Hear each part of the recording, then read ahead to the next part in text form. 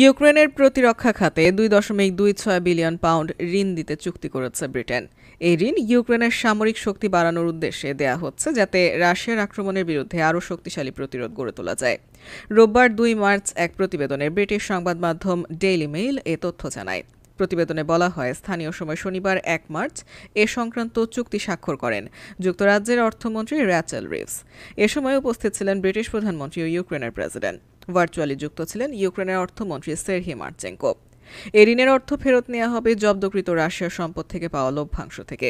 এর আগে শুক্রবার 28 ফেব্রুয়ারি হোয়াইট হাউসে মার্কিন প্রেসিডেন্টের কাছে চরম অপমানিত হওয়ার পর বর্তমানে যুক্তরাজ্যে সফর করছেন ভলোদিমির জেলেনস্কি। লন্ডনে তাকে উষ্ণ অভ্যর্থনা জানান কেইর স্টারমার। সফর ইউরোপীয় নেতাদের সাথে এক সম্মেলনে অংশ নেওয়ার কথা জেলেনস্কির। এছাড়াও ব্রিটেনের রাজা চার্লসের সাথে সাক্ষাৎ করবেন ভলোদিমির জেলেনস্কি।